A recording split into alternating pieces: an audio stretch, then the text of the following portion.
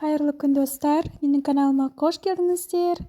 Егер де сіздер дәл осындай әдемі әрі таза жазып үйренгілеріңіз келсе, немесе балаларыңыздың жазуы нашар болса, онда менің каналымды үзбей қарап отырыңыздар. Күнде сіздер үшін әдемі жазуға арналған элементтермен бөлісетін боламын.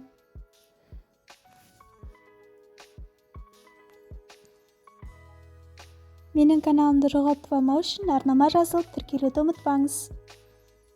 Бастаймыз. Бүгін бірінші сабақ, яғни А әрпінен бастаймыз. Бұл бізде арнайы көркем жазуға арналған дәптер. А әрпінің жазылу үлгісі мұнда көрсетілген, яғни бірінші мына нүктеден бастап түзумен түсіреміз. Сосын жаймен қиғаштап барып аяқтаймыз. Келесі дәл осы жерде, мына жерде екінші аяқшасын түсіреміз. Дәл түзудің бойымен түсіріп барып қиғаштап аяқтаймыз. Және де ортасындағы белін сызамыз. Енді осыны дәл қазір жазып көрейік. 1-2 клетка санаймыз. Сосын 3-4. Төртінші клетканың төбесіне шығамыз. Дәл осы жерге нүкте қоямыз да. Енді осы жерден қиғаштап түсіреміз. Осы жерден аяқтаймыз. Және де былайынан қайырамыз. Мен ручкам кішкене жазбай қалып тұр. Сосын екінші аяғын түсіреміз. Дәл осылай. Мінекей. Енді ортасын сызып қоямыз. А әрпі.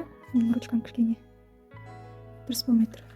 Так, енді келесі тағы да көрсетейін. 1-2 клетка санаймыз. 3-4. Яғни төртінші клеткасының төбесіне шығып, дәл осы бай қиғашынан түсіреміз. Сосын қайырып аяқтаймыз. Екінші сет аяқшасы әрпін элементі осылай түсіреміз. Түзу сызық бойымен түсіріп қайырамыз. Сосын ортасындағы белін сызамыз. Үлкен А әрпі осылай сызылады.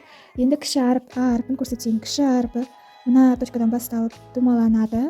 Сосын барып аяқталып барып, былайынан оның үшінші элементін сызамыз.